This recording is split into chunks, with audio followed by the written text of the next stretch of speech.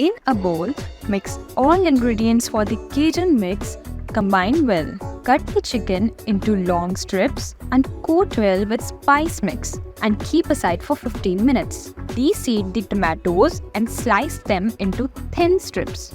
Keep the tomato drained juice for vinaigrette. Make vinaigrette with the tomato juice, olive oil, salt and pepper. Pit and peel the avocado, put it in a bowl and add the lime juice. Season with Himalayan pink salt and pepper and mash until done.